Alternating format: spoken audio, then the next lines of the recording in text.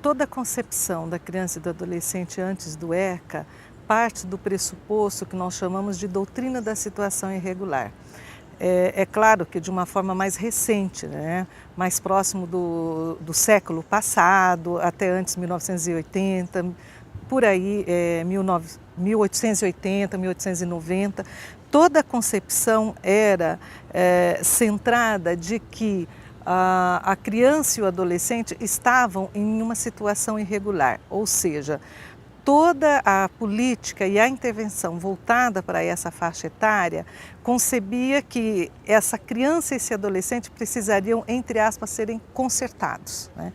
O que seria isso? As outras instituições da sociedade estavam numa certa ordenação esperada e essa criança e esse adolescente precisariam se adequar a essa ordenação, por isso que a gente chama de situação irregular. Então, para tornar essa situação irregular, todas as políticas, as práticas, as intervenções partiam do pressuposto que essa criança e esse adolescente, em alguns casos, vários deles, precisariam ser retiradas do convívio da sua família, da sua comunidade, do seu local de pertença e serem institucionalizados em determinados lugares que arrumariam, consertariam, colocariam essa criança e esse adolescente novamente no que eles chamavam de regularidade ou de situação regular, né? Então, toda a concepção da criança e do adolescente, também influenciada fortemente por teorias evolucionistas, principalmente da formação da psicologia do desenvolvimento, na concepção de que você tinha que promover uma certa modelação desse objeto chamado criança e adolescente. Objeto chamado criança e adolescente. E o que mudou com o Estatuto da Criança e do Adolescente? Questões estruturais, ou seja, aquilo que era configurado como uma situação irregular ou uma doutrina da situação irregular, passa a ser o que os autores nomeiam por doutrina da situação ou do princípio da proteção integral. Eu particularmente gosto muito de usar a palavra princípio da proteção integral, porque eu entendo que as linguagens formam mundos, né? E se você trabalhava antes com a concepção da doutrina da situação irregular, e isso já demarcando as práticas, as intervenções, inclusive a retirada das crianças das suas famílias, por exemplo, porque um juiz achava que essa família não tinha competência para criar essa criança porque era pobre, né? Ou em casos de perdas dos provedores, as crianças eram distribuídas antes do ECA, né, em diferentes espaços, por faixa etária, por exemplo. Desmantelavam uma família de 5, 6 irmãos que tinham diferentes idades, porque um tinha 2, outro tinha 3, outro tinha 5, outro tinha 7, outro tinha 12, cada um ia para um lugar, né, que era a concepção anterior. Com essa ordenação do ECA, que nós chamamos, alguns de doutrina, né, do princípio, né, da proteção integral, você passa a encarar não mais essa criança e esse adolescente como objeto, passível de uma intervenção, de uma concepção adulta sobre a infância e a adolescência, mas você passa a concebê-lo como sujeito de direitos. Isso muda estruturalmente. Por quê? Porque essa criança e esse adolescente passa a ser convocado na sua dimensão de cidadania. Então, eles também passam a ser aqueles coautores na construção da própria política infanto-juvenil, né? É uma mudança estrutural, até porque exige aí uma nova ordenação nas relações de poder, né?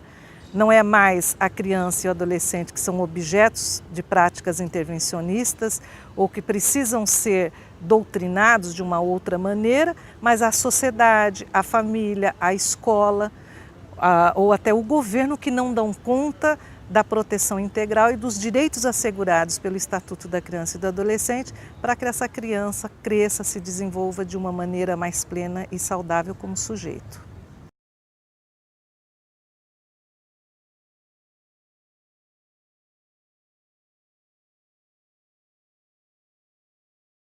Se você pegar a época que nós conseguimos como uma conquista de forte mobilização nacional, inclusive que as próprias crianças e adolescentes participaram, que foi a entrada da emenda que garantiu o artigo 227 do ECA, que se transforma na Lei 8.069, que completamos agora 20 anos, no dia 13 de julho, essa geração que nasceu lá, hoje tem 20 anos.